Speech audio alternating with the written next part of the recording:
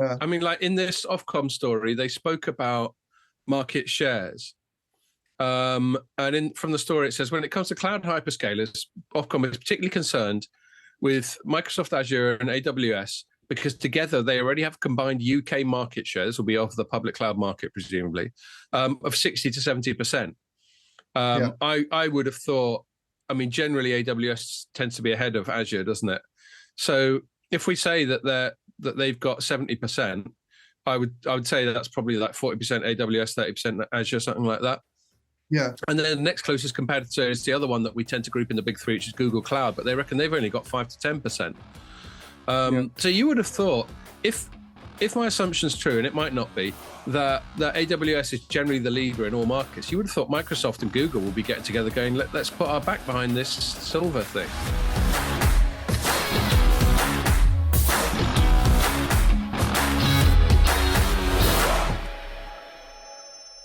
Hello, and welcome to another Telecoms.com podcast. As those who are listening and possibly might even be able to detect from the audio, we're having to do this one remotely because it's Easter holidays. And Pierre, you're not in the UK right now. Are you prepared to tell the audience where you are, or are you worried you'll be mobbed by groupies if we let them know? Yeah, it's top secret. Okay, but he's in a let's suffice to say he's in a different time zone, and he's only just woken up. That's probably why he's not feeling too chatty. So yeah, but thanks for making the effort even when you're on holiday, Pierre. Much appreciated. So it's just the two of us. What we're going to chat about this week. At one stage, we're going to chat about the only day out that has happened. Andrew represented Telecoms.com, but you weren't there. Ian, we went and hung out with Vodafone again. They're making it a bit of a regular thing, aren't they? Especially Vodafone UK. Yeah, I hope they keep it up. I mean, they seem to be quite keen to have these round tables every now and again with the press and analysts and doing it. Andrea Donna's quite proactive when it comes to chat to people, and our old colleague Jamie. Well, it was so Jamie was away obviously because he's on leave at the moment. So right, okay. Simon. So Abby was there, right. And Simon Gordon stepped in from group to sort of. Oh, okay, cool. Their levels, so it's kind of nice to see them as well. And yeah, I'm still chatting to Simon about getting Scott Petty on. Yeah, he mentioned that. He said it's a shame. Yeah, we're just struggling to find dates where everyone's around. Yeah, but we'll get there in the end. Yeah. So we'll talk about that, but that's not the first thing we're going to talk about. I think the first thing we're going to talk about. A story that caught my eye this week, partly because it overlaps with something that you and I have chatted about on the pod quite a lot, is that Ofcom, the regulator in the UK, has referred the whole of the UK public cloud market to the competition watchdog, the CMA, Competition and Markets Authority, basically saying it's not competitive enough. And that's sort of adjacent to what we've been talking about, and we talk about it in a more don't put all your eggs in one basket with public cloud providers. So I think that's an interesting, and both of our sites covered it, but neither of us wrote the story. So it's going to be slightly the blind leading the blind, but we'll get onto that. And there's another Ofcom thing that I might chat about as well. And then we'll talk about Vodafone. We'll talk about the particular thing that they wanted to chat to you about on Monday. And that will hopefully lead to some other tangents. There's a sort of long tail, no one massive story, but there's been a few little bits and bobs in the sort of corporate space, M&A, governance, that sort of thing, which I think we'll finish off on. So other than that, well, the only other things I've got to say are that if you're watching this on the site or on YouTube and Facebook, you can also listen to it on iTunes, Spotify, SoundCloud, and loads of other podcasting platforms. And to say that this week's pod is brought to you by Daddy Asahi, which is what I happen to have in the fridge. And you've got the traditional Hazy Jane, and I've elaborated on that. My follow-up one is a Hazy Jane passion fruit. So we'll see how that goes. Do you think they should pay us some money now that we're doing this for them? Well, do you know what? I mean, must have driven sales in the telecom sector. Not that I think any direct comparison is warranted. I remember hearing, the song "Killer Queen" by Queen. Yeah. And there's a lyric in it where it says she drinks a Moët Chandon, she keeps a Moët Chandon in a pretty cabinet. Apparently, they got sent crates of Moët Chandon champagne after that. So I think the least the likes of Brewdog could do is just send us a slab or two, the amount of publicity we give them. Of course, they probably never listen to the podcast. They probably don't know we do it. I don't know how to let them know without it sounding like we're soliciting a bribe. Yeah, exactly. We can't just send them the link, can we? I've checked this out. Some really interesting telecom news in it, guys. yeah. Or I could just be really direct and go, yeah, we always talk about your beer. Be a shame if we started talking about neck oil, Beavertown instead. Anyway. But no, I don't mind. I don't mind going to Sainsbury's and shelling out a few quid on my own beer. So yeah, let's just get straight into it. This will probably be a slightly shorter one than usual because we don't have the sort of the non-verbal social dynamics egging each other on that we do when we're in the studio. So I'll start by sort of queuing up. Quite rowdy, I thought, wasn't it? Yeah, it was fun. It sort of went all around the place. Well, Ed's such a relaxed speaker, so he fits into the format really well. Yeah, we just sort of went all over the shop. I mean, it's funny. I don't know if we'll have that tangent again today, but we had a big AI tangent that we didn't mean to do, and there's been more developments on that this week. More or less, as I continue to characterize the strategy of that open letter the way I did in the pod last week, which was that it was actually meant to catalyze conversation and activity. I don't think they ever thought that there'd be some kind of weird pause on R&D, because I mean that's impossible. The metaphor I use in a recent story is like trying to stop a river with your bare hands. It's just not going to happen. But we are suddenly getting, Biden did some press conference going, well, hold on a minute, or in whatever senior way he expresses these things. And there's various lobbying groups and people. It seems to have, if not catalyzed, then maybe accelerated a lot of activity where people going, can we just have a fucking butchers at this? And make sure it's such a great idea to just keep growing and growing and growing the power of these things. I mean, it should be stressed, by the way. I make all the Terminator, Matrix, 2001 analogies, but this isn't artificial general intelligence. These things aren't thinking. They're basically getting an input, doing a ton of processing, and giving you an output. They're not just going off and getting funny ideas.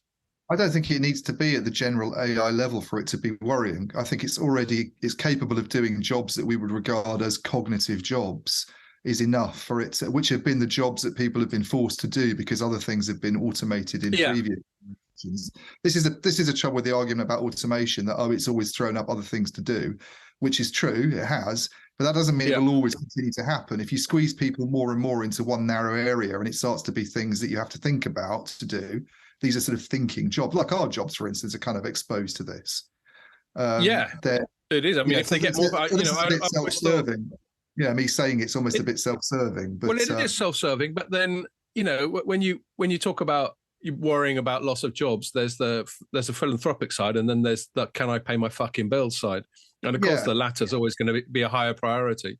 Yeah, but it could still be societally, from a jobs perspective, very disruptive. I mean, you've had warnings from banks this week about how many jobs could be exposed to this in the next few years, and it's a very high number. It's in the sort of tens, if not hundreds of millions. You're talking a number that could disappear more quickly than we saw even sort of cottage industries go back in the kind of days of the Luddites. So I think that in itself, because things are just moving so quickly, I think, with technology. Well, exactly. And you're right, it's the speed, because the knee-jerk defenders of unrestrained progress, well, there'll be some cookie-cutter counter-arguments to what you've just said about, making human beings redundant in every sense of the word.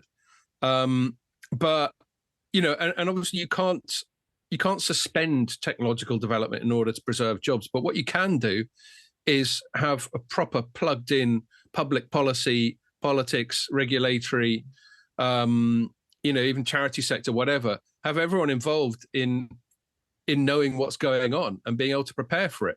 Just as like a big knock on something like Thatcher in the 80s when she was closing coal mines, there wasn't enough done to help those miners then retrain and get other jobs. Yeah, exactly. You still had to close the coal mines, but there's all sorts of stuff you can do to sort of cushion the fall.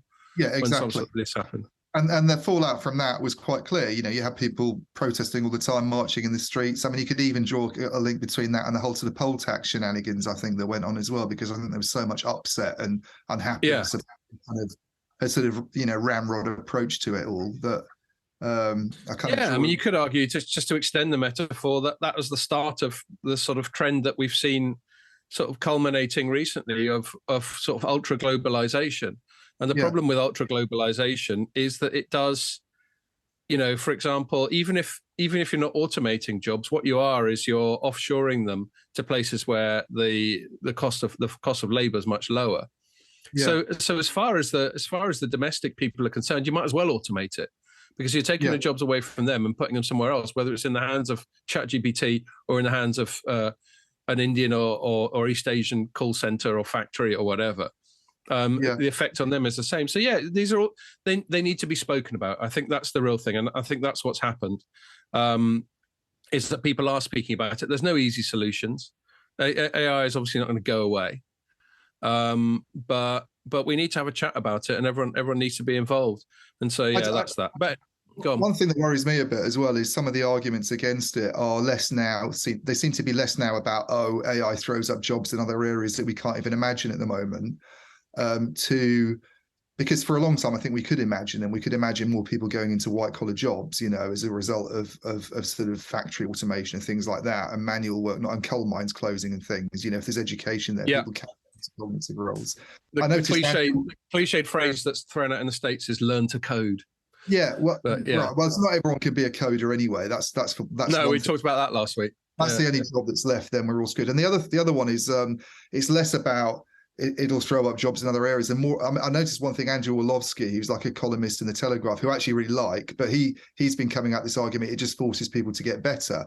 If you're not good enough to do stuff because ChatGPT is coming up behind you, then kind of tough luck. The trouble for me with that is quite Ayn Randian, really. It's like, where's the cutoff point? If these things get so good that it's only Martin Amis who's better than it, then it's like, there's it's a rate of progress thing, isn't it? Okay.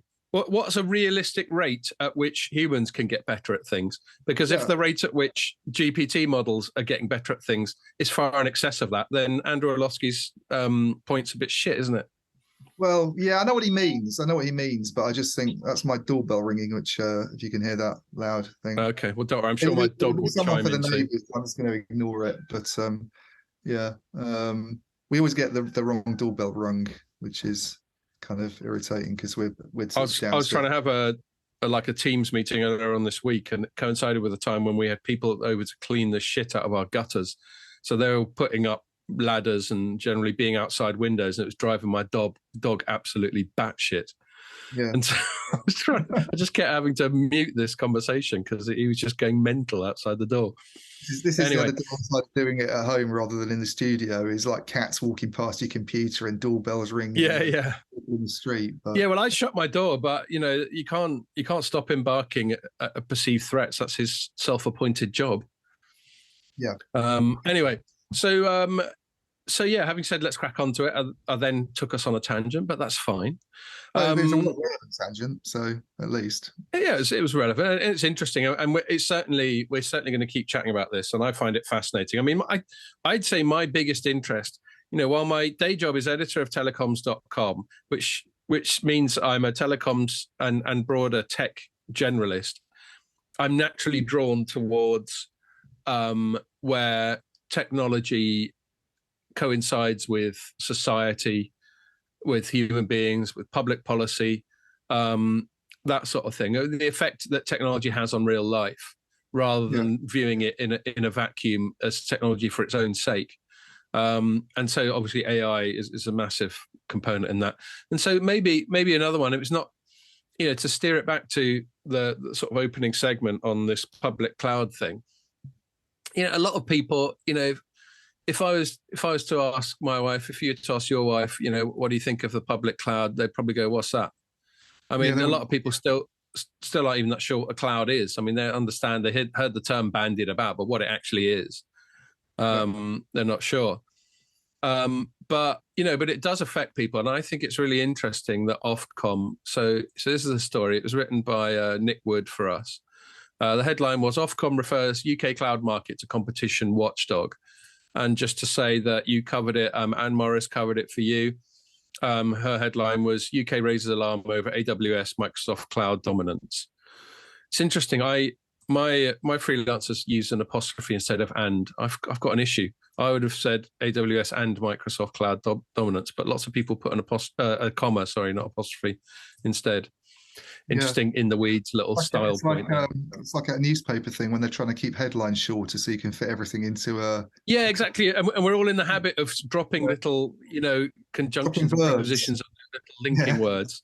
Yeah. Talking about cats interfering, I can see a little fuzzy head. Well, she often just sits there next to the computer all day long. So, okay. She probably likes the warm air that comes out of the fan. Likes the warm air, and I think is expecting food usually as well. So, right, yeah. They're more stupid than dogs. See just at the very bottom corner, you occasionally see a couple of black ears cropping up in the screen. Yeah. There we go. So Ofcom's got involved, and it's interesting. So to recap, one of the recurring theme, anyone who's a regular listener to the pod will be familiar with this. Whenever we've spoken about a public cloud, we've been speaking about it for years, and we've had people like Danielle Royston on, who's sort of self-proclaimed cheerleader for the cloud, and she very much entered into the spirit of it when she came on the pod and brought cheerleader pom-poms and stuff on, which is fine. I would much rather if someone's got an agenda or they've got a bias or they've got a certain angle, I'd much rather they telegraph it and then everyone knows where they stand. But our concern. Our primary concern has been in the telecom space. It seems to slow down a bit, actually. I'd be interested to know whether you agree. But we were concerned that the operators were just chucking more and more of their technology infrastructure into the public cloud, as typified by AWS, which is the market leader, Amazon Web Services. And there's lots of good reasons for it. Obviously, they save money versus having to maintain infrastructure of their own. They get all this great cloud flexibility where presumably if it's on one instance of AWS, they can replicate it all over the world and do all these things. And AWS, by the sounds of it, does a really good job of providing extra tools and added value and all that sort of thing. So there's lots of reasons for it. And all we're ever saying, we're never discounting those reasons. We're just saying, but on the other hand, all this shit that you used to have totally under your control, you now have got a third party looking after it. And I would have thought at the very least, there will be, we don't hear many instances of like AWS going down, but there is a sort of risk exposure angle there. We did last year. Because, there are a few, but... Yeah. And then we've had this a weird situation which I'm not blaming on AWS for an instant, because I don't think that's been inferred from it at all. But that weird dish outage that seemed to go on for days, to me shows that's almost illustrative of why, whatever the cause was, of why we need to be worried about this. Because that's, if something's down for that long and it's hard to fix, it's not just an hour-long outage, but it's something that can feasibly last for a week. I think it was something like that. It was several days at least that this went on, and Dish is now really suffering. They're losing customers, and it obviously took them a while to sort out. And that a couple of the ones that happened, I think, in the cloud computing world that were sort of blamed on, like Facebook had one that took longer than a couple of hours to fix. It was like a day job. And that day adds up to a huge amount of cost for companies that rely on Facebook's not a public cloud in that sense, but it's still, a lot of companies rely on the Facebook ecosystem for advertising revenues and all this kind of stuff. And they sort of tap into that. And they're very sort of heavily invested in Facebook systems, from a kind of company perspective. We just think about it as something to put photos on, but there's a big commercial side to it, obviously, that affects businesses, smaller businesses mainly. And it's I think this is the reason it worries me so much. It's like a systemic risk. If everybody's going into an environment and there's only a couple of big companies that do it, 2 or 3, Google's obviously a lot smaller than the other 2 in terms of its market share. Yeah, we'll come on to that, because the Ofcom thing did talk about UK market share, and I wasn't surprised, but I wasn't aware of those specific data points until the Ofcom's thing. Yeah, then it's more of a concern. It's like, any telco can have problems, obviously, and go down as well. But if all the telcos in Europe and all the telcos in America are using the same 2 or 3 systems, and there's a problem, then you've got a real big systemic issue potentially there with a real vulnerability. And they're not at the moment. So there's that. It's slowed down. It's important to point out that a lot of the stuff has been talking about moving workloads into the cloud rather than actually doing it. There's a couple of really high profile examples, and even those two have pushed back on it a bit recently. I think AT&T and Dish, the other one I just mentioned, but they're the I got that impression. I was doing a thing with a company in our space, so I won't mention because it was a non-editorial thing. But I got the opportunity to speak to some execs, and there was a bit of toing and froing. That the premise of it was that they were picking my brains as a journalist and just as a different perspective on the telecoms business world. And we got to talking about public cloud, and anecdotally, they were telling me that they get the impression that telcos on the whole are sort of hesitating to go all in with the public cloud. I mean, when you think about how we were talking about it after Digital Transformation World towards the end of last year, which we concede, was especially all in on the public cloud. And you could argue that for digital transformation, the public cloud's even more important. But since then, I didn't think it wasn't as prominent a theme as far as I could tell the Mobile Congress this year. And, just anecdotally chatting to some operators, just getting a sense that they're sort of hesitating a bit. They're going, whoa, easy there. Let's just pause for breath. It's not going to kill our business if our competitors go all in on the public cloud and we don't. So let's just take our time and dip our toe in the water, do a bit of hybrid cloud, bit of on-premise, bit of public where we think it's most advisable, which is the only outcome I ever thought would be the most sensible thing. So I'm kind of pleased to hear it. Are you getting that sense as well, Ian? Yeah, I get a sense of the pushback. I mean, in terms of MWC, I think there was maybe less talk about it from the telcos themselves, but at the same time, I think the presence of the hyperscalers there was bigger than it's ever been. I mean, Microsoft had a whole day long thing going on, and they had big sort of stands. And Microsoft was big on the Monday as well, weren't they? Microsoft was really big on the Monday. I did a big pre-briefing with the guy who's head of Azure for telcos. Can't remember his name now off the top of my head, and wrote something on that. And they were very prominent there, I thought, this year, and talking about all the stuff they're doing. And you go back to before the pandemic, and they weren't really involved in MWC at all, almost. And it's gone from except for when they had that stupid OS that they tried to make people license. Oh yes, from a different sort of side of the business. Sure. And then they kind of retreated with their tail between their legs for a bit. Yeah. So they're obviously really going after this particular market. But yeah, I do get the impression that the telcos are looking quite seriously at it and thinking about what they want to do there. And then I talked to a couple of people about it, specifically Orange's CTO and BT's CTO, about the cloud and what they're thinking. And that you've got some of these initiatives actually are very much aimed at dealing with these issues that have been raised by the CMA. They don't want to be, in the same way they get worried about being locked into a vendor on the network side. Mm-hmm. There's a lot of focus on Open RAN. Obviously, we talk about that all the time in the pod. There's a similar kind of concern about being locked into one cloud. When you've only got 3 players there, 3 big players, you don't want to put workloads in one of those environments and then suddenly find that taking it out and moving it to another one. And I think this was talked about. Yeah, well, there's these egress costs, but it's not exactly. I was just going to mention that. And one thing before I get onto that I want to mention before we move on is, the broader thing about going all in on the cloud. And you were talking about the potential costs, although you don't know what caused this Dish outage. But if it was related to their cloud, then obviously that's an issue for them. I think it probably wasn't, because it would have come out by now that it was more probably more of a Dish systems issue. But maybe they're not running their hybrid cloud very well. Who knows? Yeah, it just shows that when technology fails, it's pretty bad. No, so we're not saying it was anyone's fault.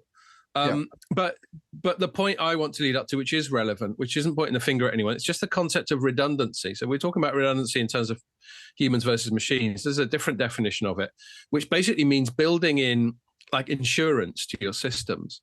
Redundancy, in a computing sense, is normally like a parallel sort of thing. Like there used to be this thing called RAID for hard drives, where you'd split the hard drive and you'd only be using one half of it, and the other half of it would just be sitting there, not doing anything but replicating everything you do, such that if one bit goes horribly wrong, you got something to fall back on. So it's basically having like a duplicate of everything you do, so that if the main one goes horribly wrong, you've got a backup. And obviously, for bean counters and for people who are trying to extract margin, it can be very tempting to get rid of redundancy, just as it can be tempting to not pay insurance. Because, I've been paying life insurance for 30 years and I was obviously never claimed on it. And I think about, the amount I pay, I'd be thousands of pounds better off if I've never paid that life insurance. But I keep doing it because, you're doing it in case of the worst case scenario, aren't you? Yeah. And that's what redundancy is. I think of it as like a business insurance policy. So that's just one point I wanted to make about that there. But yeah, the egress thing. Sorry. I'm going to go into the story and read some bits because it's directly relevant. So Nick wrote, Ofcom found certain features and practices that make it harder or discourage businesses from switching providers. So this stuff is quite central to the stuff we've spoken about before and how hard it is to move between them.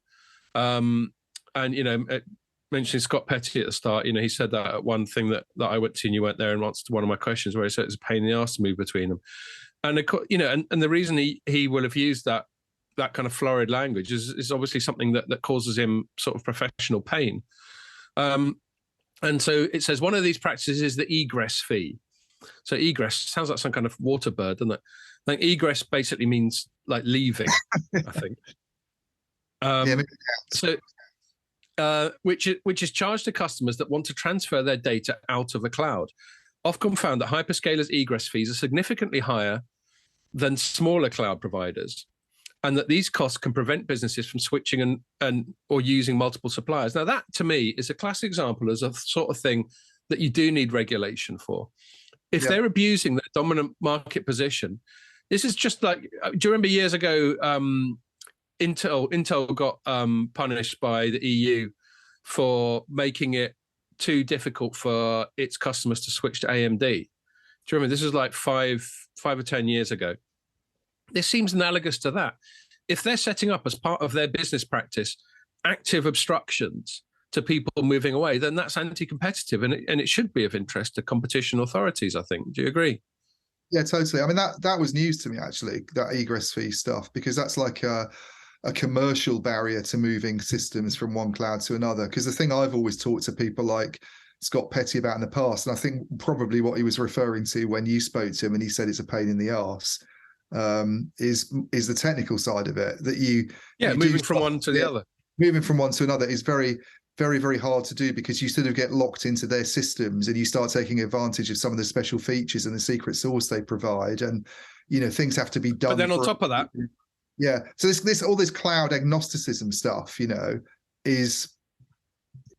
sounds like a lot of it's kind of guff, really. It's not the cloud agnosticism really should mean that you can have one piece of software, like a BSS software system that's been developed by a company, that you could easily just move from Microsoft to AWS, let's say. And it's from talking to lots of people about this over the last sort of months, years, it sounds like that's really bloody difficult to do. Yeah. Yeah. So that's really difficult to do at a technical level. Then there's the more legitimate thing that you alluded to, which is that you just get invested in all their little bells and whistles. And that could be considered analogous to, like, I don't know, you and Pierre are likely to stick with iPhones for the foreseeable future because you've also got an investment in iTunes and the App Store and all that kind of shit. That's legitimate, although I still think it's a cause for it's something that competition people need to keep an eye on, and they are, because there's only a duopoly in that world. And when they're both extracting exactly the same rent from the app stores, which is 30%, then it starts to look a bit like a cartel. And obviously it's very easy for a duopoly to behave like a cartel because all they got to do is keep an eye on each other. It's not like they got to get in a room, they get together in a basement and hatch dastardly plans. They just got to go, okay, look, they just raise their prices, why don't we? Fuck it. I Danielle Royston, who was mentioned, I think is very good on this actually, because whenever I've spoken to her about it, she's quite honest about this sort of idea of, I mean, I don't think she'd term it lock-in, but she sort of agrees that if you take advantage of one cloud system, you're sort of all in with them. And, they're a good company, Totogi, I think, is the charger that she looks after. And they're very, very sort of heavily invested in AWS systems, as I understand it. So they use... Exactly. So she would probably argue, she's not here... Yeah, she's not here to defend herself, but she'd probably argue, so what? It's worth being all in. She'd say so what, but she does concede the point that yes, you're kind of taking advantage of a database tool, for instance, that AWS has, and then if you come out of that and go to someone else, you don't have that. You don't have the same thing, for instance. Basically, they're not. These things aren't standard. We talk about standards all the time in telecom. How easy it is to move from one vendor or not to another, but there's standards has always been a massive thing in the telco industry, and in this world it's not. It seems it's just so. This is one of the things that I talked to Orange about at Mobile World Congress, because they're very much behind this initiative called Silva that you might have heard of, SYLVA, which is basically an attempt to try and standardize some of this stuff so that when you are moving from one cloud environment to another, you don't have to go through this process of sort of re-engineering it and redeveloping it. You don't have to have different systems for different clouds. Yeah, so it's like creating a sort of standardized interface for moving from one to the other. And I don't know where it's going to go, because one thing it seems that it doesn't seem to have the backing that it needs at the moment, or when I caught up with them a few months ago, obviously now, from the big hyperscalers themselves, or even the kind of other cloud companies doing the kind of platforms for private clouds like VMware and Red Hat and Wind River and these kinds of. And it's kind of baffling. You would think, I mean, like in this Ofcom story, they spoke about market shares.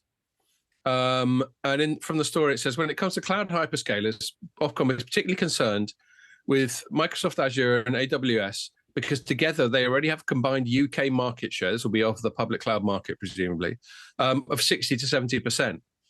I would have thought, I mean, generally AWS tends to be ahead of Azure, doesn't it? So if we say that they've got 70%, I would say that's probably like 40% AWS, 30% Azure, something like that. Yeah. And then the next closest competitor is the other one that we tend to group in the big three, which is Google Cloud, but they reckon they've only got 5 to 10%. So you would have thought, if my assumption's true, and it might not be, that AWS is generally the leader in all markets, you would have thought Microsoft and Google will be getting together going, let's put our back behind this Silver thing. Yeah, maybe. I don't know. I mean, I think the thing about Silver you got to remember is that the telco is only kind of a small bit of what they do, and this is the other reason I'm guessing why the CMO is so concerned about this, is that cloud is multi-sector. Well, the CMA isn't yet. It's been referred to CMA by Ofcom. It's been referred to CMA. So it's interesting Ofcom's raising it, and I guess it's because it's in the communication space as a cloud company. But they support multiple sectors. They support retailers. They support banks. They support hospitality companies. It's like TSMC has a monopoly, but there's only a certain number of companies that buy chips. Yeah. A lot of chips are actually used in a lot of industries, but there are some industries that don't have any interest in them really, and that could apply to monopolies or duopolies or oligopolies in other parts of the economy as well. Whereas these companies there's effectively a situation you could have where all the IT systems for every type of company there is could be run from the cloud, and then you've got this. This is why it's systemic as a problem. Then if a banking system goes, it's. Imagine sort of. And then the cloud suddenly run by AI, and then we're back to fucking Terminator again. Well, exactly. This is why we need to be concerned. I think because AI is a big piece of what they do, and obviously those companies. It's bound to be more. It's going to be more. I mean, because Microsoft, one of them is the AI. Seems to be the AI king at the moment, doesn't it? They're the ones. Well, Microsoft's got a big piece of OpenAI. They're the ones everybody's excited about because of that investment. So. Yeah, for them to be the people who do ChatGPT. Yeah, for them to be doing that and doing the cloud as well, and talking about by the way, when I spoke to the guy I spoke to, I think it's Youssef Khalidi, his name is, but when I spoke to him in the run-up to MWC, he was very much talking about how they can use things like GPT-3 and 4 in a cloud environment for supporting telcos. Moving that. Yeah.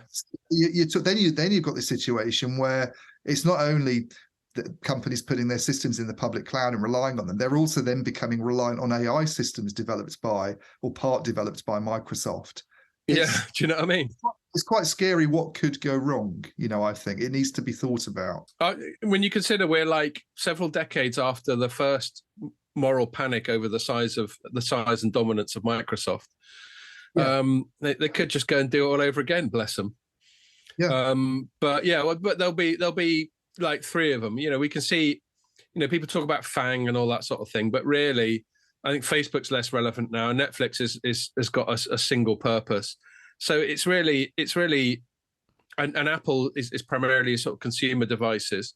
I think in terms of this infrastructure stuff, it really is Amazon, Microsoft, and Google that we're talking about, whether it's public cloud or other stuff that kind of runs the world.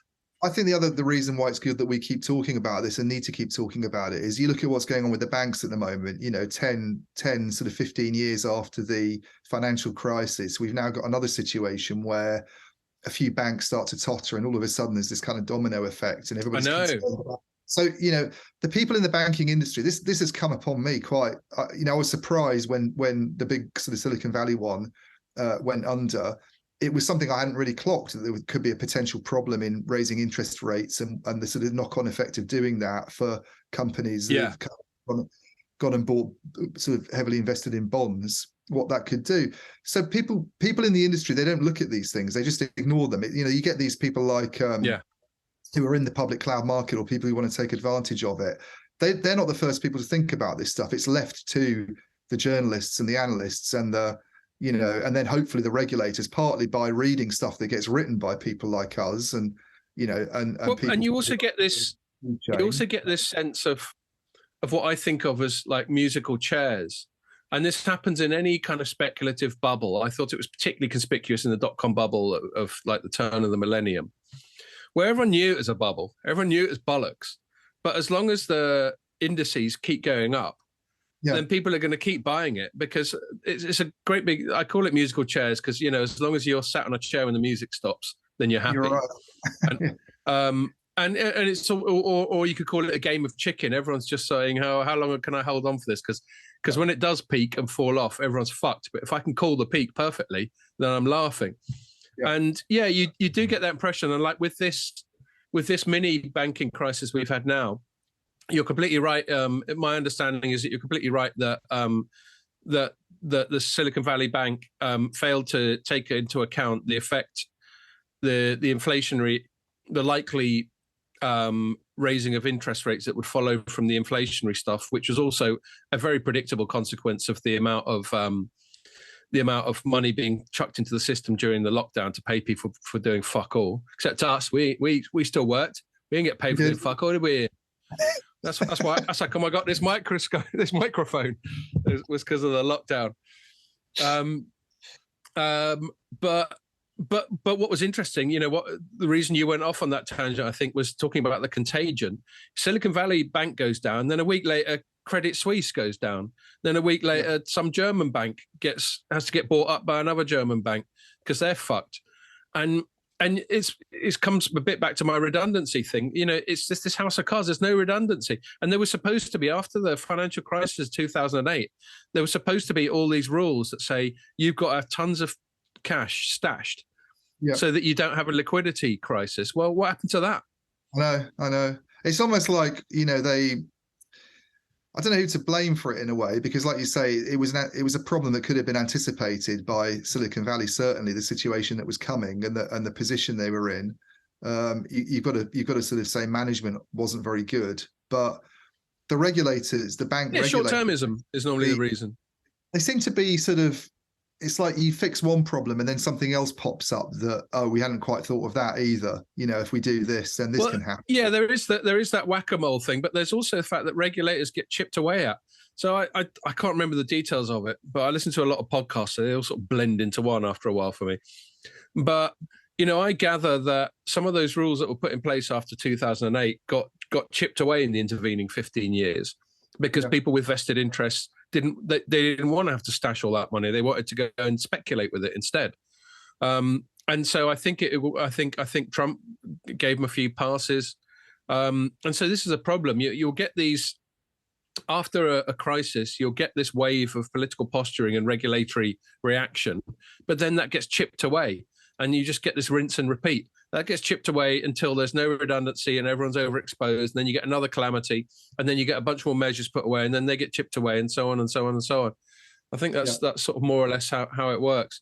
So so I think I'm pleased. We'll see what comes of it. The flip side of this is I don't necessarily trust Ofcom or the CMA. In fact, as I'm going to get onto now, because I've got another Ofcom/CMA tangent to go off onto, and if you actually before I do, I'll give you the opportunity to talk any more about this. But yeah, I don't necessarily trust them to resolve it, but they're what we've got.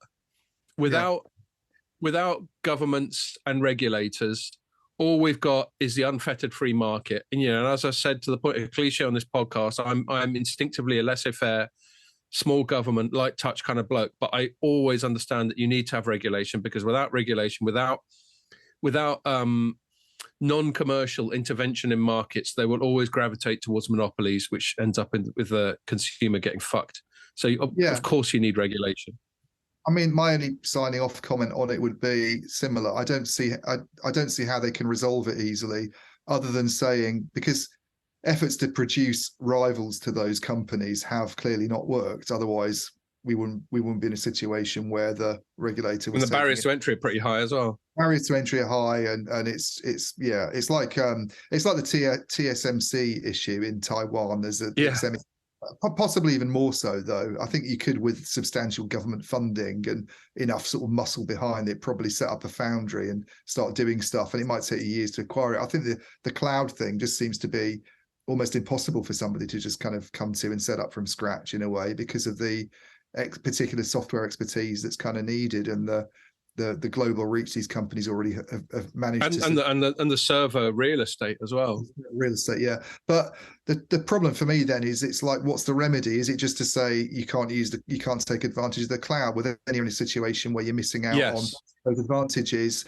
I don't know whether this is the other interesting thing at the moment we haven't really talked about here, is whether these economics of the public cloud are actually as good as they're cracked up to be. I mean, I've had numerous people saying to me, and there's been a few blogs recently by medium-sized companies trying to move stuff out of the cloud and saying they can save money by doing it. That I think a lot of the stuff to do with the cloud, it was very much a startup thing at first. You were starting up as a business. You don't want to invest in your own equipment. You want to take advantage of these models. But then when you get to a certain size, it can almost switch. The economics can almost become more favorable to own your own stuff. And once you've got and you could make an analogy to, I don't know, starting up a business on Facebook and then it getting big enough that you've got to create your own website and do it your own way. So you're going to miss out on some of these other services they offer, for sure. There's things that they can do that you definitely will not be able to do. But maybe from a pure economics perspective, it might make more sense in a way not to do it, but that's not a good solution. Well, I think to come up with, is it? Just don't do it. And that's obviously not a remedy. Just like with AI, a solution is not to say, right, no more AI, just pack it in. But I think there are remedies, such as looking at these egress fees. I think that's one. I think if let's say AWS has greater than 50% of a given market, I think there's probably a rich precedent for competition intervention there. But I mean, the biggest thing is, I don't think you should punish companies for being really successful. AWS, to the best of my knowledge, has got where it has on its own, on merit, and it shouldn't be punished for that. But you also have to accept where we are now. And and this happens all the time with competition law and regulation. Once you're big, once you're dominant, a different set of rules apply to you. It's just a fact. It's not necessarily even fair, because the reason you're dominant is because you're fucking good at what you do. But nonetheless, in terms of protecting the markets on the whole and consumer and the public interest, you have to accept that someone with the power to completely sway markets. I mean, you could even look at minor things like, I don't know if he'll get in trouble for it. I think he likes to sort of fuck with politicians and regulators, see what he can get away with. But this week, Elon Musk unilaterally replaced the Twitter logo with a photo of a dog that's related to. Yeah, it's related to a cryptocurrency that he's often gone on about called Dogecoin, which seems to be half jokey. But then as soon as he swapped out that logo, apparently Dogecoin value doubled in price or some shit. Right. So, so when you're that powerful, the point is, that's a sort of perhaps quite trivial example, but when you're that powerful, you can affect markets on a whim. And it's right that there should be some external constraints put on you. That's all I'll say. So yeah, moving on. The other Ofcom CMA thing this week is this is UK specific as well. Well, of course it is because it's Ofcom.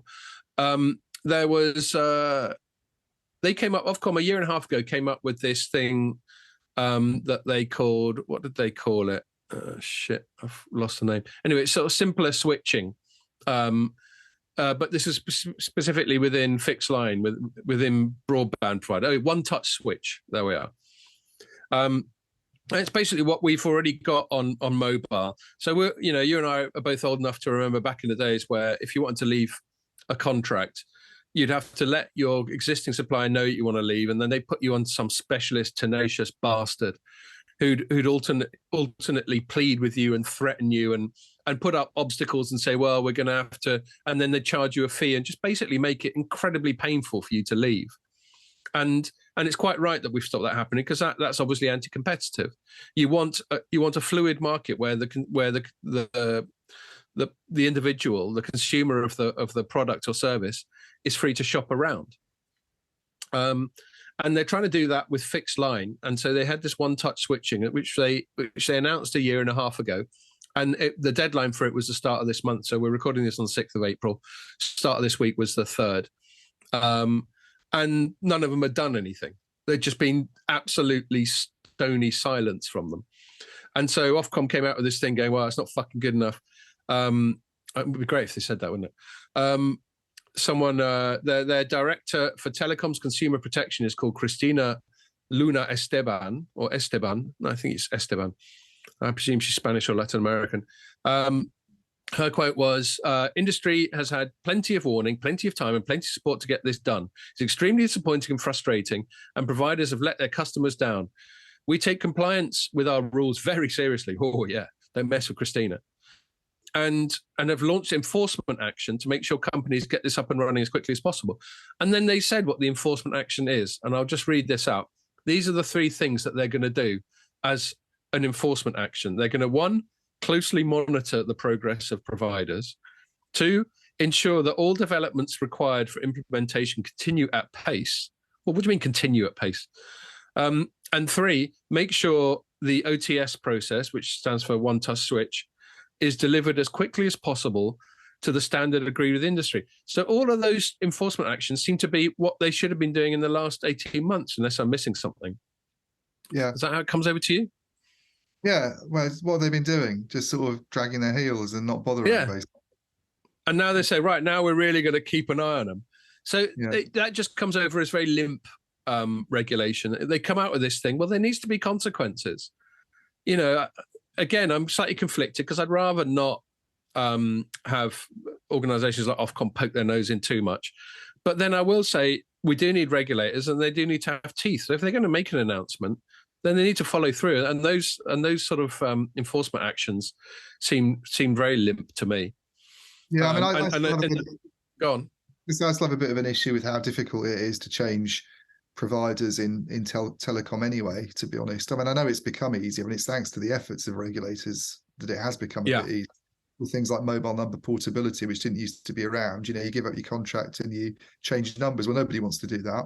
It's like your number it's like your name, isn't it? It's like changing your name from Scott Biceno to Tom Jones, So it's changing your email address. What a nightmare something like that's going to be. That's why people stick with Hotmail and Yahoo after all these years. And all those people who went with wacky Hotmail email addresses like in the 90s or whatever.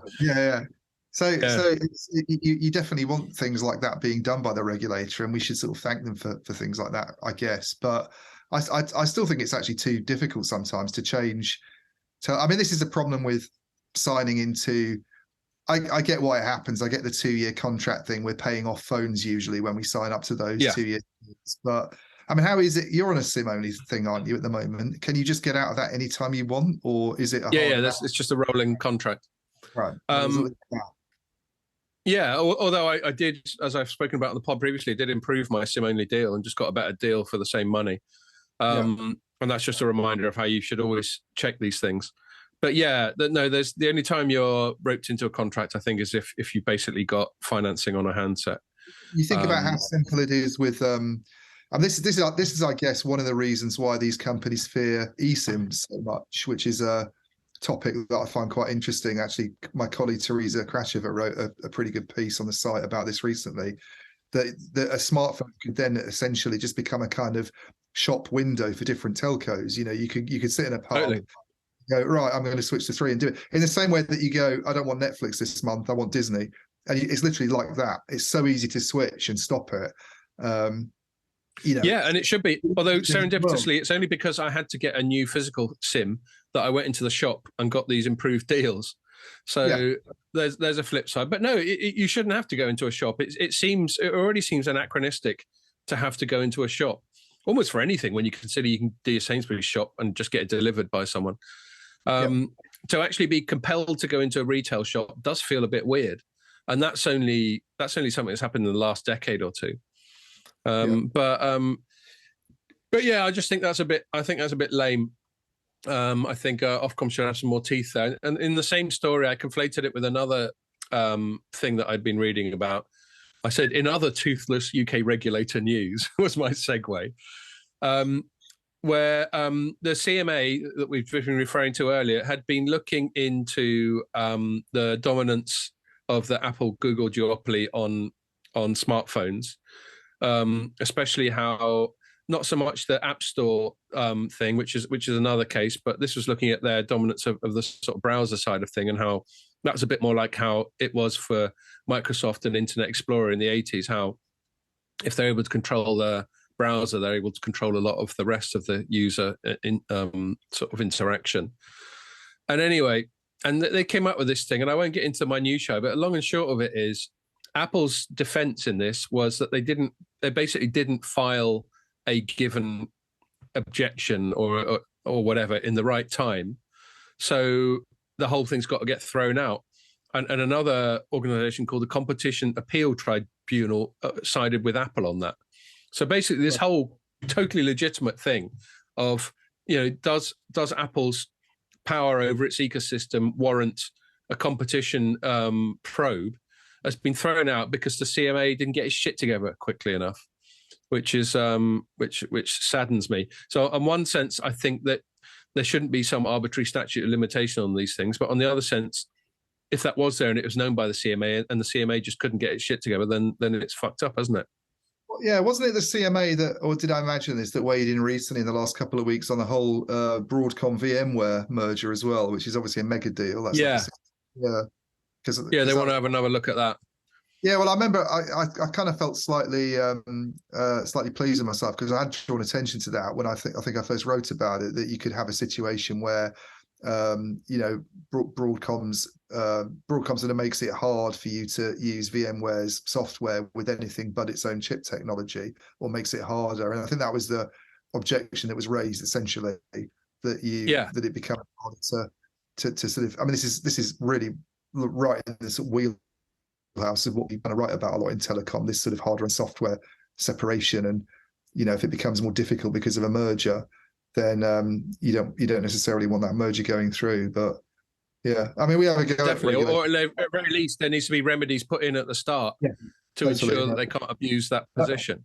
That seems to have been in the works for God knows how long now, that deal. It's even older than the whole NVIDIA and ARM thing, which is another daft deal that got shot down for good reasons, I think, that one. But that one looked like bollocks from the off to me. Yeah, that really looked bad.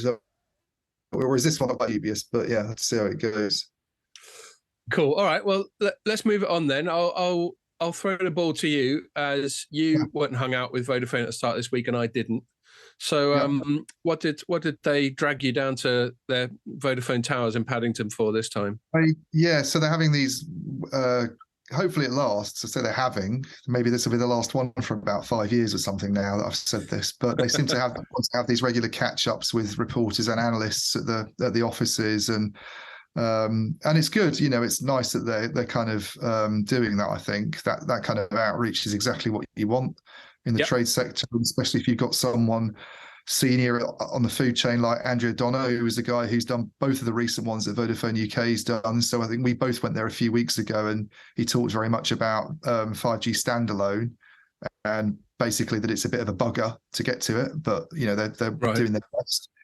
And this one was, the theme of this one was very much energy, which is kind of a hot topic in the industry at the moment, partly because it's so bloody expensive, as anybody paying household bills knows. And that's reflected in what the operators are spending on energy consumption as well, because prices have gone up a lot. And also because there's just generally concern about environmentalism and being perceived to be green, and doing as much as you can on that front. So there's kind of two related issues there. But they did a long, not a long, it was a long session overall. It was sort of an hour and a half, I think, with him. Bit of a talk by him at the start, and then a Q&A, really sort of going over what their different efforts are on this front. And I think the thing for them is twofold. It's partly to be sort of a good corporate citizen, and we can be a bit cynical about that, but which I will. But I guess from a company perspective, your main interest is obviously keeping shareholders happy, and that means paying dividends. But at the same time, if if people sort of are sort of regarding you as a dirty company, or a company that they don't really want to do business with and that we don't want to buy phones from, then it's not going to do your sales and profits any good in the long run. So there's a kind of there's a business reason, I think, to do that and to take it seriously. And then just on energy consumption generally, I think partly because it helps supporting the green stuff, and partly because if they can get that down or keep it flat, that they don't have to spend as much, basically, and their spending went up quite a lot, just because prices are rising for various geopolitical and post-lockdown reasons. That's generally how Sorry, were you still talking?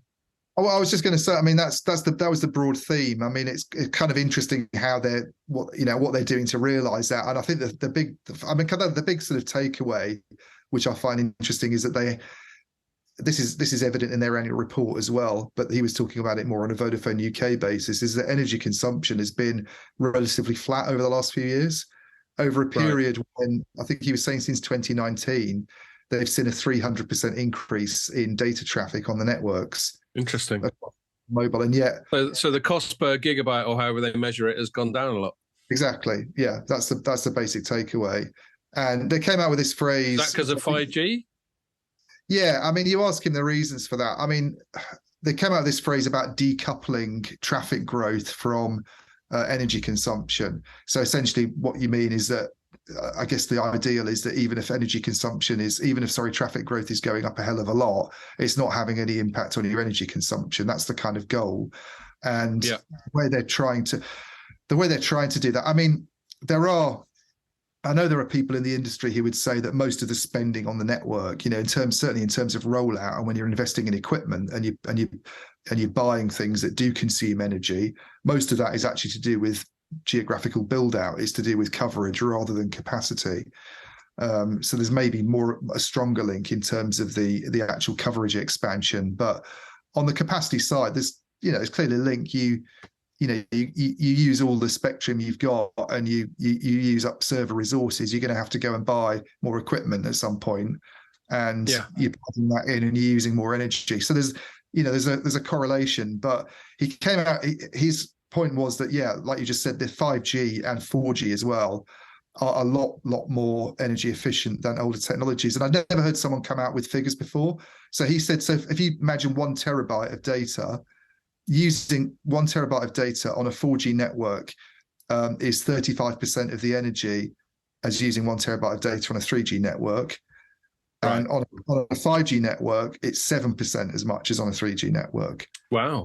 Oh God. So it's like an order of magnitude lower on 5G than 4G as well. Yeah. So it's like on a per kind of megahertz basis, it's just a lot more efficient to do it with these. It's interesting, actually. I wasn't intending to talk about it on the pod, but I'll give it a quick nod. I wrote I think I'd mentioned I was writing it on previous pods, just a long piece called "What is 5G," where I interviewed a lot of I saw it. just give people a sense. I was trying to write it so that a non-telecoms person could get some value from it as well. So just starting at the basics. But it was interesting doing it, getting various people to sort of explain what the point of 5G is, which is obviously something we've discussed for years. And, and a big part of it is, conveying the point of 5G to end users, to consumers, is still very difficult because most of the benefits from it happen behind the scenes, whether it's efficiency or whether it's other stuff like network flexibility or network exposure or whatever, or that clever shit that's going to come up with network slicing and the standalone core. So that's interesting. That's definitely a data point that proves that 5G, while it might not be raising ARPUs, which for people who aren't in on the jargon is average revenue per user, it's at least lowering overhead per user. Yeah. OPUs. So that's something, isn't it? And they'd be in a disastrous state if it wasn't, if it was as energy efficient and they weren't able to do this, they'd be in a terrible state, clearly, if it was, if it wasn't costly. So the other thing they're doing, and he was actually quite optimistic even about being able to get energy use down in the future, actually have it lower than it's been. So it's been flat, more or less, roughly flat. And I said to him, could you think it could even go down even as traffic growth keeps going up? And he was like, I think it's possible, because the other thing they're doing is they're taking out a lot of old stuff, right? So they have this 3G sunsetting that's now going on at the moment. That technology will be gone in a couple of years. And then all that spectrum that frees, you get rid of a lot of our old equipment then, essentially, and you free up spectrum that you can then use with these more efficient technologies. And even 2G, their goal now is 2030 is going to be the end of 2G, which sounds like a hell of a long time. I think it's a lot harder with 2G because it's sort of used in, he was saying one of the reasons it's so hard to shut down 2G is you don't know where it's being used. Yeah, so like RFID, that sort of thing. Yeah, he says you even need people to come and tell you, is it being used to support some vending machines somewhere? It's as simple as that. And then apparently, to get back to the regulatory stuff, it wasn't me who asked it. It was somebody else asked about Scope 3 emissions. I mean, I don't know if you know much about the different measuring. Well, why don't you remind us? Yeah, so the Scope 1, 2, and 3, which is how they sort of measure carbon dioxide emissions. And Scope 1 are the ones that you directly generate yourself. So it's like driving vehicles around, basically. That would be Scope 1. People breathing. Yeah. Scope 2 is basically electricity you buy. So Scope 1 and 2, you have direct control over, essentially. So this is buying electricity that comes with some leaf on its logo because it's all been got from wind power or whatever. No, this is just how they measure Scope 2 emissions. So the electricity Vodafone buys to power its base stations is Scope 2 emissions. But so it's not qualified. It's not qualified by how that electricity was generated. No, any means. Okay, sorry, I misunderstood. The carbon dioxide emissions that come out that are produced by base stations, basically electricity bought, would be classed as Scope 2. Okay, fair enough. And then so there's a standard tariff attached to electricity. Well, it's just if you look at a company's carbon dioxide emissions, what it's emitting each year, and you try and categorize them, Scope 1's like stuff that you directly generate yourself from driving vehicles around and stuff like that. Yeah. Scope 2 is electricity bought, basically. And Scope 3. Yeah, exactly. So I think what I'm getting to is I went off on a mistaken tangent thinking that you could qualify that electricity depending on how it's generated. But I think what I understand by what you're saying is they attach a standard amount of CO2 per gigawatt or whatever. That's just all the emissions you generate. So if we look at how many emissions Vodafone generates, okay, that's the ones that it's generated from electricity bought would be under Scope 2. And then Scope 3, which is a little bit hazier, what companies tend to do is just consider Scope 1 and 2.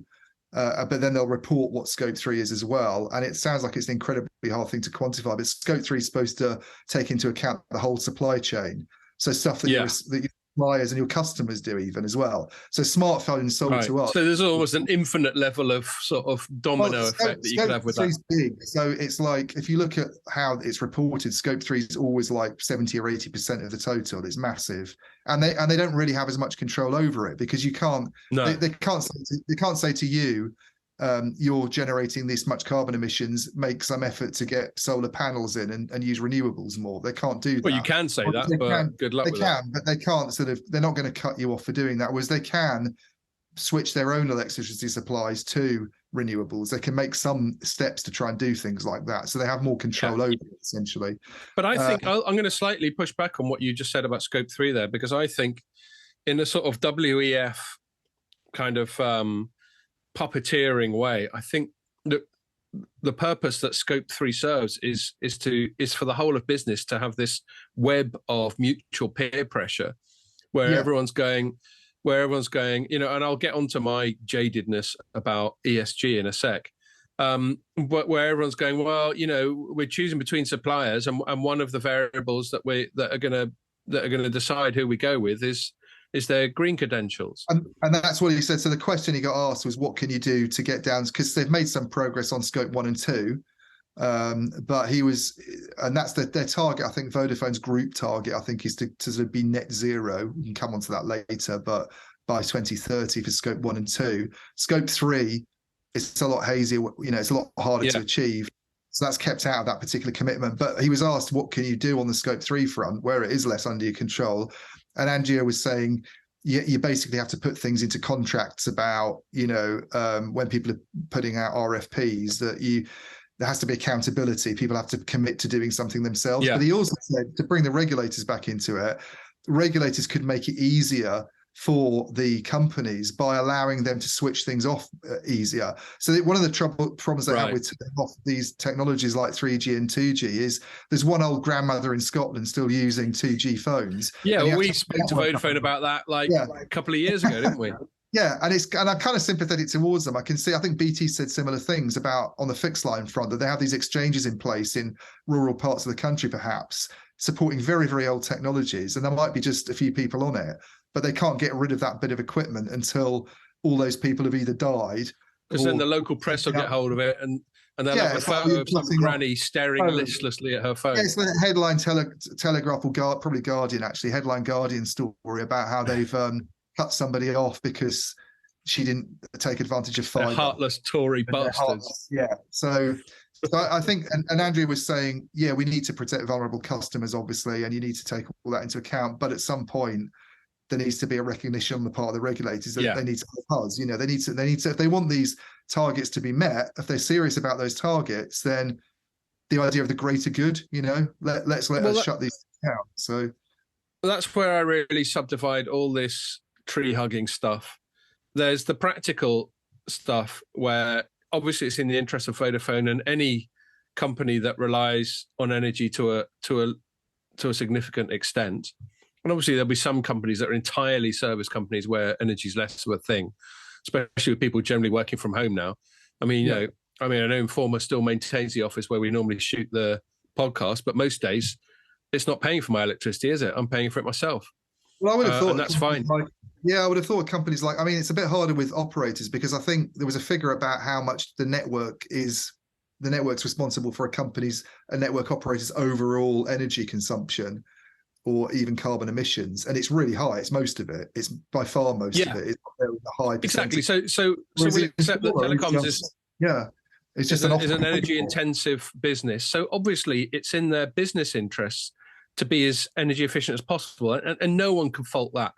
Not only does it make commercial sense, it also makes environmental sense. And on the subject of green stuff, if technology can create a solution, whatever the thing might be, global warming, CO2, or it could be something to do with like pollution, like the amount of plastic that's floating around the ocean. If there can be technological solutions to that, then great, then do it. And I think it's right and proper that money, including public money, should be chucked at that. It's when you get these sort of millenarian, the world is coming to an end. We've all got to basically go and live in mud huts, or it's all going to go Pete Tong, the sort of Greta Thunberg types. Yeah. I'm not into that. And they get, and then the more sinister thing I see with ESG, which stands for environmental, social, and governance, which is something which I think's been largely, and I could be wrong, I think largely been promoted by the WEF, which is Klaus Schwab and the Davos set. They talk about a thing called stakeholder capitalism. Have you heard that term? Have I banged on about it on the pod before? Probably. But basically, stakeholder capitalism for them is trying to define the business market by metrics other than financial metrics. So regular capitalism, we all know it's quarterlies, it's share price, it's profit, and it's all these things that we have to once a quarter get all into, the margin and all that. And they want it to be more based on non-financial things, which is basically what ESG is: environmental, social, and governance things. So they want environmental boxes ticked. They want social boxes ticked, which often involves like identity politics, like have you is a certain proportion of your workforce or a certain proportion of your senior management represented by women, ethnic minorities, different sexual preferences, whatever. And then governance, I think, is just general other sort of box ticking exercises for saying, aren't we a good socially responsible company? Now, they're all fine. I can see why there's a business interest in ticking those boxes increasingly these days, because it probably helps your brand, doesn't it? If you're seen to be, and that's fine. That's my cynical take on it, is that I don't believe, I think we've talked about this before, I don't believe companies can be ethical in a way. No, I don't think it's, but they're not people. They're basically money. That's what companies are. But you can say, we're not going to make as much money if we don't tick these boxes. Therefore, exactly. Let's tick them. But the WF wants ESG to replace money. Yeah, they want ESG to be the primary consideration, and that's where I think it just gets really sinister. And also, it doesn't make any sense because you can't pay your employees in ESG bucks. You got to pay your employees in money. And people work hard for the company and stay with the company because they want promotions so they can earn more fucking money. So there's a place for ESG, but it can't be the primary mechanism by which the success or even the worthiness of a company has to be defined by the money it makes, because that's what companies are for. And that's not to say that they should do it, that they shouldn't be regulated and they should be able to get away with really out of order stuff like abusing their employees or abusing the environment or whatever. I mean, like a bit of a tangent, but every now and then there's this one guy who comes up. He's been on Rogan. He's just been on another pod I listened to called Siddharth something or other, and he's got a focus on cobalt mining.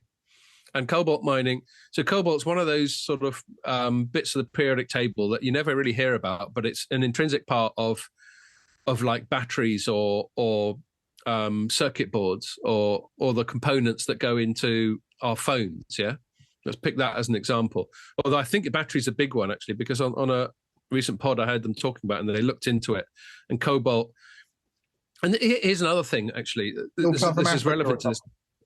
Yeah, so parts of Africa, and so obviously, as you can imagine, there are parts of Africa where health and safety is not a fucking big priority.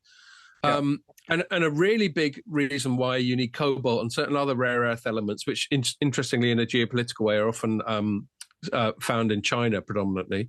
Yeah. I always think this is the worry about just to inject a quick tangent, this worry about the US trying to cut China off. How long is it before China goes, well, you can't get any of our rare earth elements anymore then?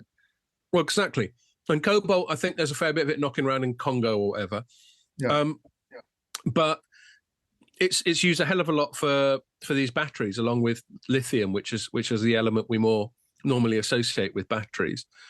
And of course, the biggest consumer of cobalt, which is generally extracted in these very unethical and very unecological ways, is the electric car business. So then you get this full circle where electric cars are supposed to be so much more virtuous than internal combustion engine cars, and yet they've got this enormous appetite for cobalt and other rare earth metals, which are often mined in unecological ways, and in ways that are very bad for the human rights of the people doing the mining.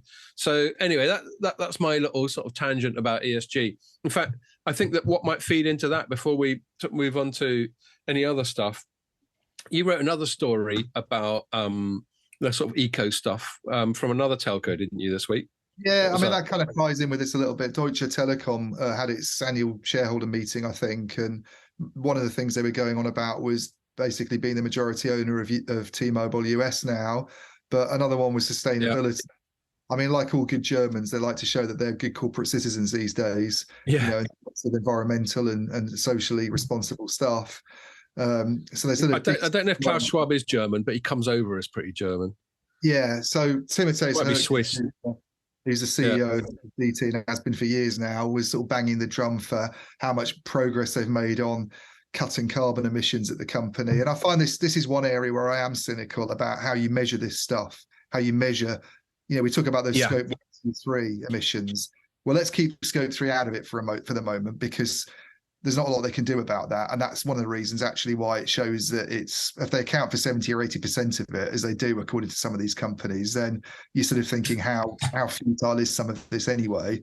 Maybe they can do things like, as you say, preventing themselves from using suppliers unless they tick certain boxes. But further downstream with people like us, I think it's really, really bloody hard to actually influence it at all. But scope one, okay, you can influence that quite heavily, because you can basically stop people from driving around. I mean, those are emissions that tend to come from vehicle use and things like that. So you can force your employees to cycle to work, let's say, even if they're doing 100 miles. At least it's doable. Good God. So scope 2 is a really thorny one, and that's the one where there's these huge divergences in what gets reported. There's basically 2 ways of reporting it. One is called the location-based method, which is based on the grid, the national grid. Yeah. That's where you get your electricity from.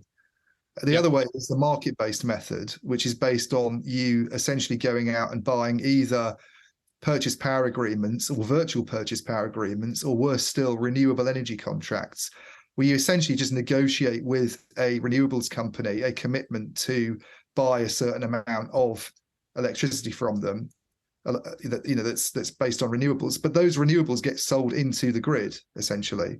The company the operator's still buying directly from the grid.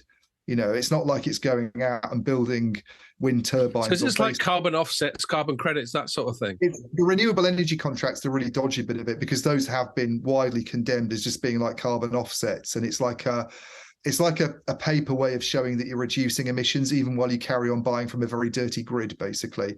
But this is the thing. If you look at the difference between them, the delta between, so I can give you the figures now, because I've just been digging these out. Actually. Here's Deutsche Telekom. So Deutsche Telekom's scope 1 and scope 2 emissions last year, which has just come out with, using the market-based system, this is where they're based on purchase power agreements or renewable energy contracts, were 233,000 tons of carbon dioxide. If you do it on the location-based system, because it's still buying from the national grid, they were 4.4 million. It's not a small difference. God, so that's an order of magnitude of like 20? Yeah. So I'm about to publish all of this because I've got it for other operators as well, what the sort of divergence is. But you're doing one of your deep dives. It's kind of a little bit of a deep dive, but it doesn't go back over historical years so much, except in the case of Deutsche Telekom, because the other stat that Hergis came out with is that we've reduced our carbon emissions by 94% since 2017. Well, they have, based on the purchase of these agreements. But if you look at it based on the location-based method, and it's very hard to get those numbers, by the way, from Deutsche Telekom. They don't put them in the annual report. You have to go to separate reports. So they'll make the claim prominently, but then the substantiation will be hidden. Well, the substantiation of the claim is not hidden, but the alternative method, which I think is the more accurate one, what you're actually using, I see, right. Okay, it's harder to find. And if you look at that, they've gone up. Emissions have gone up. I mean, you've just by writing this article, you know more about it than I do. But my prejudice, and I don't know if you remember, I sort of satirized this in the book I wrote, Identity Crisis, still available at all good Amazon websites. Is I basically came up with these sort of equivalent of cryptocurrency, but basically my satire was that they're like indulgences, they're like medieval indulgences. Yeah. Where, for people who aren't familiar, and I'm not that familiar with it, but like the Catholic Church would basically sell a get out of jail free card for sins, wouldn't they, for money? I think is how it's been characterized. And these feel like corporate indulgences. Totally. It's like, look, okay, you can say in your quarterlies, in your corporate propaganda, in your collateral, you can say that you're a good global citizen and put pictures of trees and plants and fucking fluffy bunnies all over your shit. But all you've really got to do is chuck some money in the direction of these indulgences. And I'm sure it's a lot more complicated than that. I'm sure there is some I'm sure there are some mechanics whereby the money they spend does have ecologically benign outcomes. They're not necessarily bad purchase power agreements, because what should happen over time is that as more of these companies get financing to build solar farms based on a contract they've agreed with Deutsche Telekom, the difference between those two systems should even out. Yeah, eventually the location-based stuff you should see it start to level out if more companies are doing it. But there's clearly a huge number of offenders still, because otherwise these location-based figures wouldn't be so high. And those location-based figures aren't coming down very quickly. And as I say, in Deutsche Telekom's case, they've gone up. So I just think it doesn't show the companies are being necessarily bad. They're just not being very transparent about all of this. Yeah. Well, and that's where I think ESG and this stakeholder capitalism that the World Economic Forum champions, I think it's ultimately corporatist, i.e., it favors larger organizations. It's creating new layers of bureaucracy, new layers of compliance, new layers of aggro, which are a lot easier for big companies to go along with because they've got whole compliance departments. Yeah. And whenever you have this stuff, so, I mean, whenever you have this stuff, it's obviously harder for smaller companies to comply with it because the proportional burden of regulation on small companies is much higher. And so I think what really bothers me about all this stuff, obviously we need to take care of the environment. Obviously we need to make sure that people of various minorities are not discriminated against. And, obviously, good behavior should be encouraged.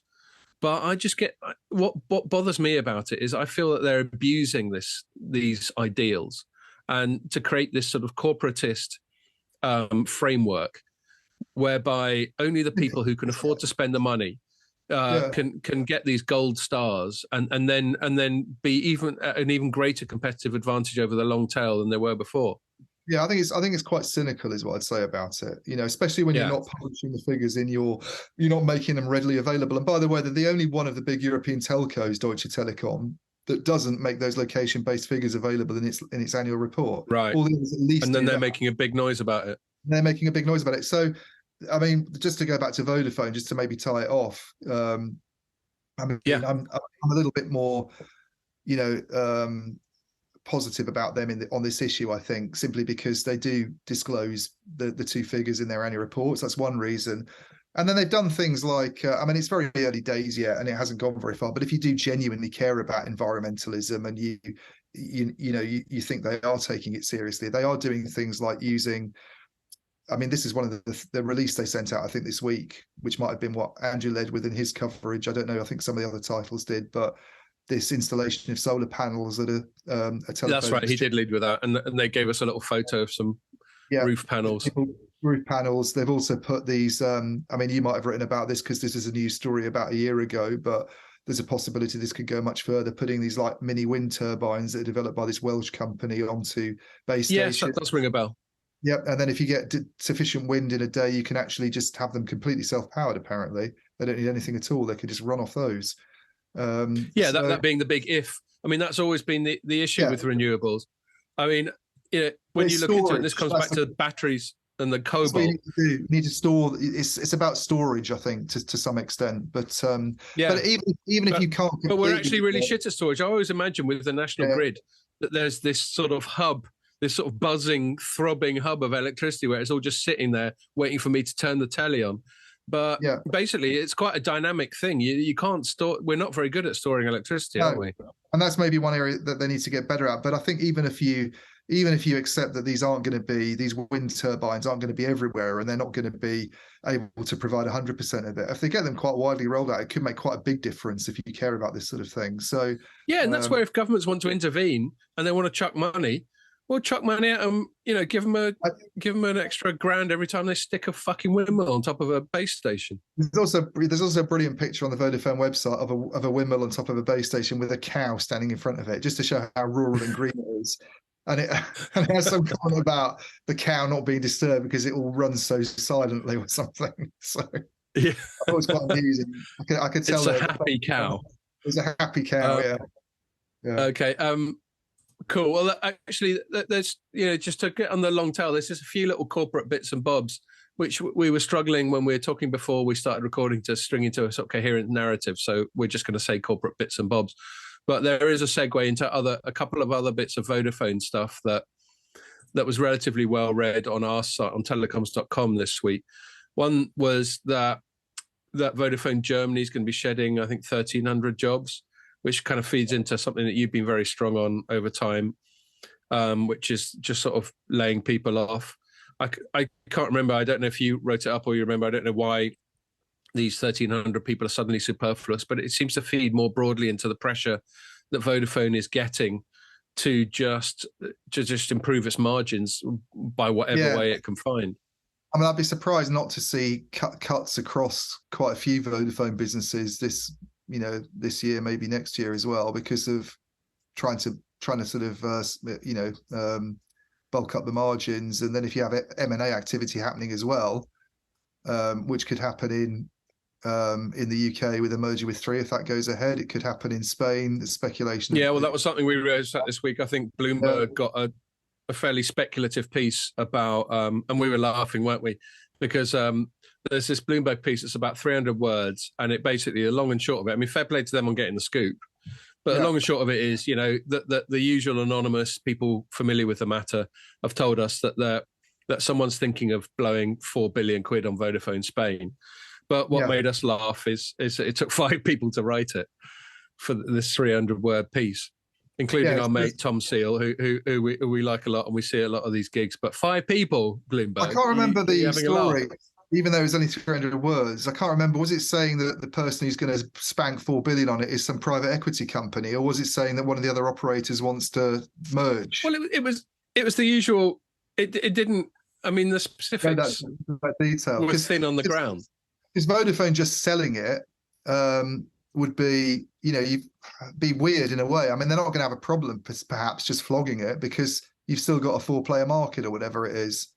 But right, you know what I mean? It's like there'd be less barrier to just selling it to another asset owner, essentially. So I think it went as far as saying that the Vodafone hasn't formally put its operations up for sale, but it would flog them for the right price. So it's a bit redundant. I don't want to have a go at Bloomberg here, because it's a valid story and valid enough for us to write it up, but it's very speculative, very vague. Anyway, but the fact it's being spoken about, and we assume that whenever a story like this comes out, especially if it's via Bloomberg or Reuters or FT or one of the big titles, normally it'll normally be something like a trial balloon, which I'm sure I've explained on the pod before. But a trial balloon is basically someone who leaks a story to the press anonymously, or under condition of anonymity. And we've all had that, where people have spoken to us and they said, but you can't say it came from me. But their interest is this trial balloon where we will write it up, or Bloomberg or FT or whoever will write it up, and then they can try and gauge market reaction to it, like how it affects share prices, how secondary reporting on it goes, all that sort of thing. So this feels like a trial balloon, probably leaked to Bloomberg by people who are thinking of getting involved in buying Vodafone Spain. That would be my first instinct. I mean, on the jobs stuff, it's interesting. Vodafone's actually grown in the last couple of years staff-wise, although I don't know what the breakdown of that is, whether that's happened. I suspect that's happened outside Europe. But they've gone up from about, just looking at my spreadsheet now that I keep, they've gone up from about 95,000 in 2019 to nearly 97,000 at the end of 2021. I haven't got the 2022 figures yet, which might show a drop, but the general trend throughout the sector is for those numbers to be going down all the time. I mean, quite sharply as well in some cases. Deutsche Telekom, that we were talking about a little while ago, had 216,500 employees at the end of 2021. At the end of last year, it had 206,800 roughly. So almost 10,000 less, basically. Okay. A lot of that, by the way, is in the US, where they said they'll definitely, those two companies, when they come together, T-Mobile and Sprint, will definitely be much bigger than the two standalone companies were if you added them together. And yet 5,000 jobs have gone. Well, shock fucking horror. More than that, but I think it might be more than that. I mean, actually, sometimes it feels like they're taking the piss, isn't it? When I mean, I know it took ages for them to get that deal to go through, and rightly so, because it's massive consolidation in a massive market. Yeah. But they just have to go through the formality of going, yeah, well, definitely, we'll be lovely, and all we'll do is it's just really groovy hippie stuff as soon as we're together, and no one believes it, but they sort of have to do it. And of course, one of the main reasons of having a merger or a big acquisition is the economies of scale and the resulting getting rid of duplication of job roles that comes from it. That I always thought was so ridiculous about it is that even as they were making these promises about jobs and how it would be job accretive or something from day one, as they called it, they were putting up these investor presentations talking about closing stores where there was duplication and stuff like this, and it was like, well, what's going on here? I mean, it was so ridiculous. But no regulators can't unwind it on that basis, can you? They know that once it goes through, no one's going to go, oh, we have to separate the companies. It's just window dressing. I think they just have to. Yeah. I think they're just sort of sealing the deal by saying we promise to be lovely.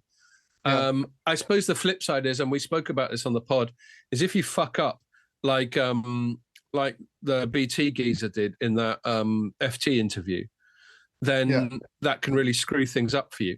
You know, what he said was quite superficial, quite trivial, but it was enough for him to have to go and placate Ofcom, and apparently not very successfully. So I suppose in their defense, even though they're obviously lying and it's obviously bollocks, maybe corporate best practice is, look, just say the bollocks, because you never know if you say one wrong thing, how it could all blow up in your face. So totally. That's one point there. Talking about sort of competition and stuff, we don't talk about Canada very much, partly because it's a relatively small market, relatively small population. It's a big country, and it's obviously North American.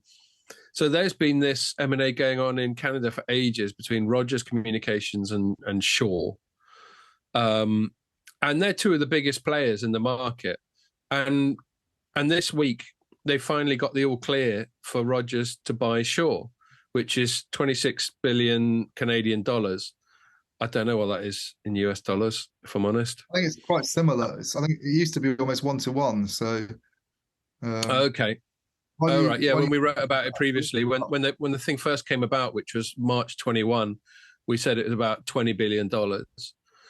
So I don't know how the exchange rates changed since then. But anyway, we mentioned on the pod, I think last week or the week before, some quite sort of it's quite different. Impassioned. Go on.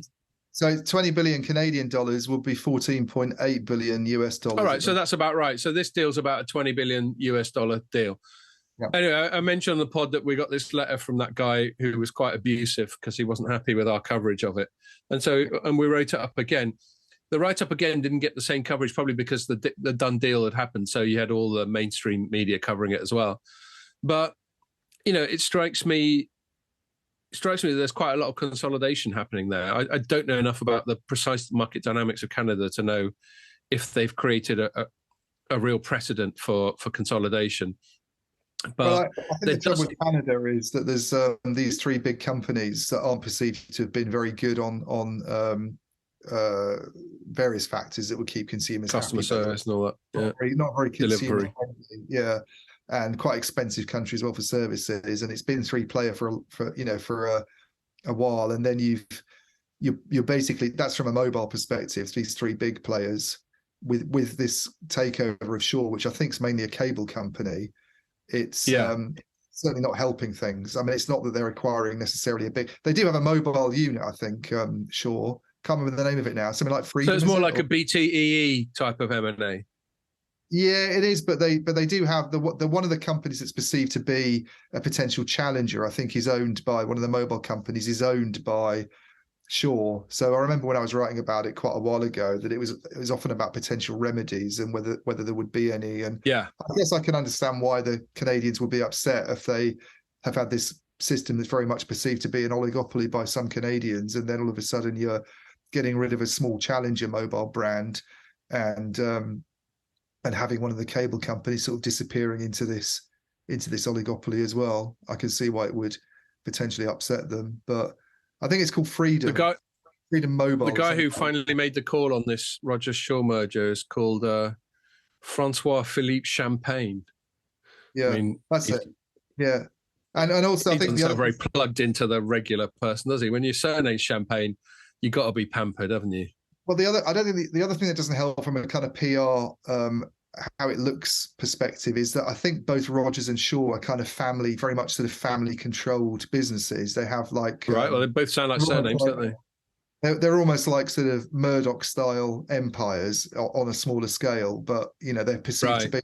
So I even remember when the deal was a few months ago when it was kind of quite controversial, going through a controversial stage anyway for some reason. That Brian Cox, who does that series Succession, HBO, doing some lampooning of it on YouTube, where he pretended to be like on the Roger board or something. You can probably look it up now. Or, he had some. Yeah, because everyone generally considers that Succession to be a Murdoch-y thing, don't they? I think it's a Murdoch-y thing, but it could be any big media, any big kind of family-run business. Essentially, it's not directly based on the Murdochs. It's just sort of the idea of inspired by. Yeah. I mean, it's media and it's a family-run business, and he's a bit of a tyrant. So they have newspapers, in the series, but yeah, it could apply to other kind of similar types of company. So. Yeah, but anyway, it sounds like it's going ahead now. Just got a lull in the chat from Pierre, but I don't know what he was referring to. Probably the Succession stuff. I don't know. Well, maybe he's interested because actually, no, I shouldn't say he didn't want to say where he was, but I'm going to slightly let the cat out of the bag because where he is now might make him especially interested in this topic.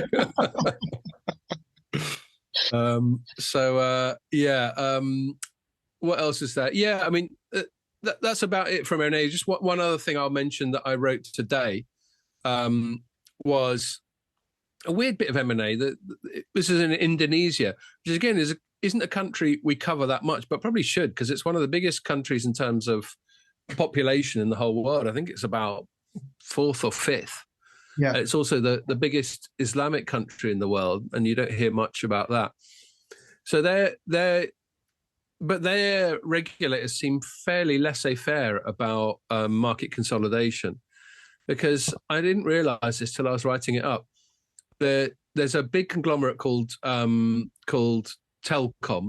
Indonesia, and they own a MNO called Telkomsel, which look, Bertie's finally started barking. Which has something like 2/3 of the mobile market. And then they've just merged it with an ISP called IndiHome, which apparently also has something like 75%. I don't know, some huge proportion. But it also owned it. So the merger's a bit weird. You're almost wondering why they bother when they already owned it. But the result of it, however you got there, is now a converged supplier that owns the vast majority of both the mobile and the fixed line consumer market in Indonesia, and no one seems to have a problem with it. They're just like, yeah, fucking go for it. Yeah, so it's interesting how you got different attitudes in different countries, but Indonesia is a very significant market.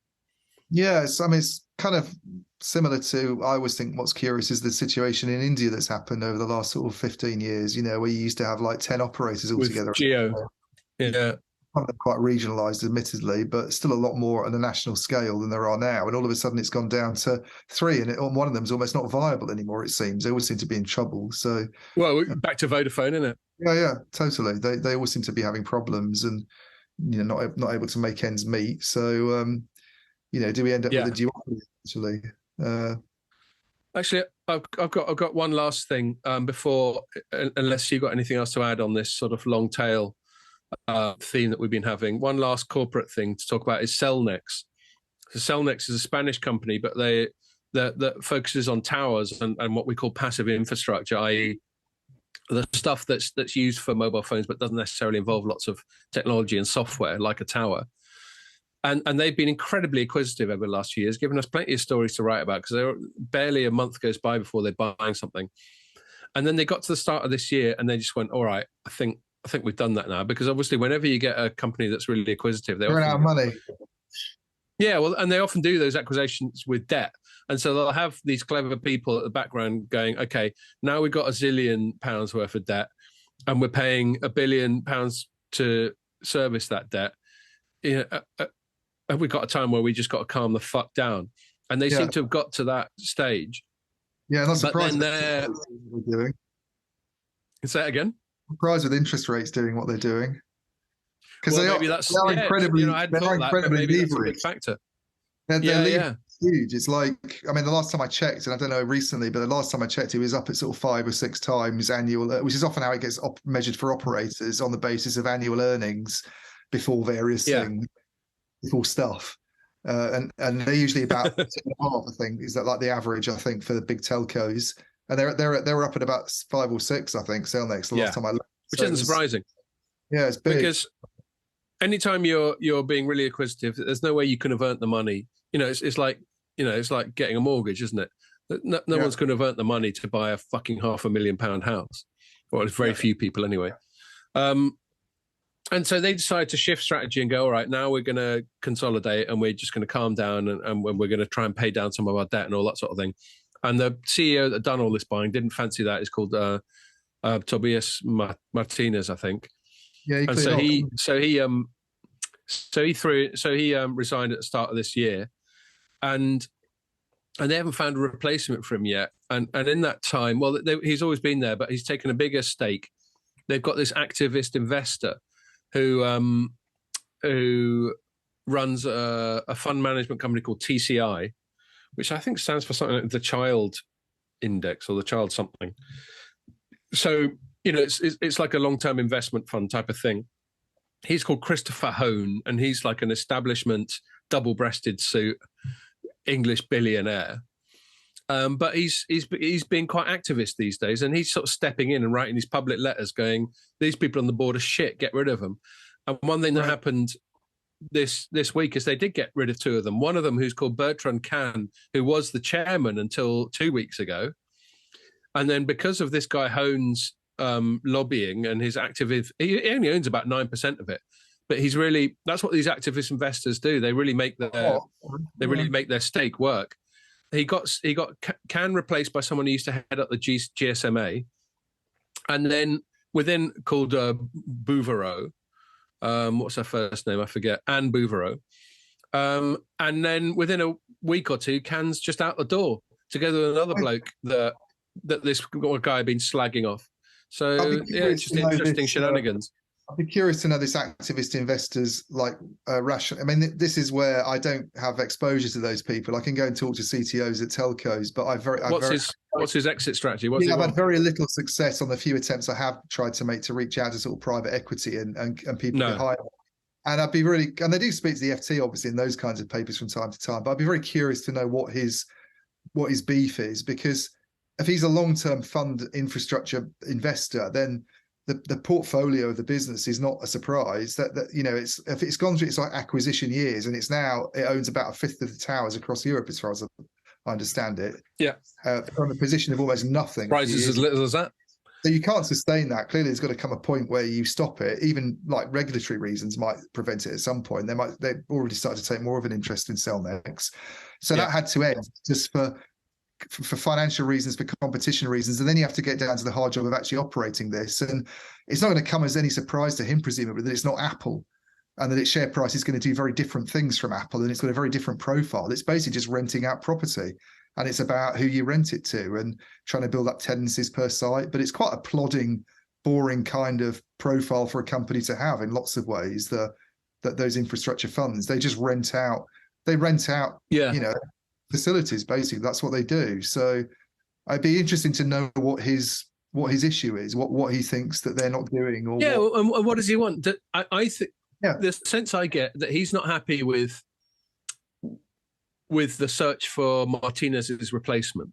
Right. Okay. But then what does he want? Does he want a CEO that's going to go along with this consolidation strategy? And if so, presumably there's plenty of those. Just over. People who are just a safe pair of hands.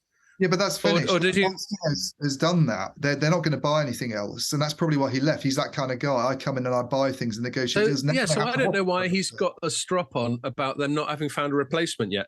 And I wonder whether one of the reasons they haven't found a replacement is because they've come up with someone, he's vetoed it.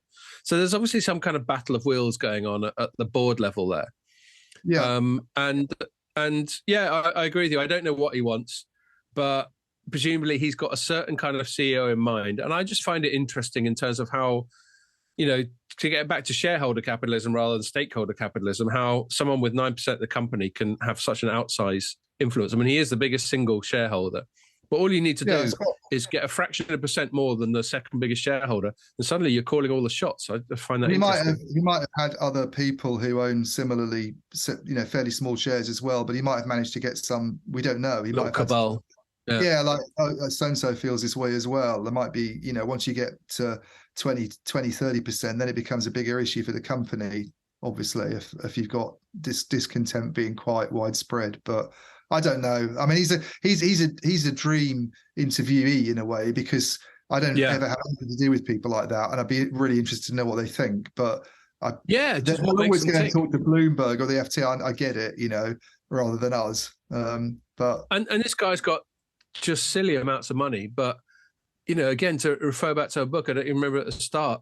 The premise of it was speculating why someone with tons of money is still so motivated to get more. And I think it's just poker chips at that level. I mean, the bloke's, I read stories. He's like a billionaire. He's probably got yachts coming out of his arse.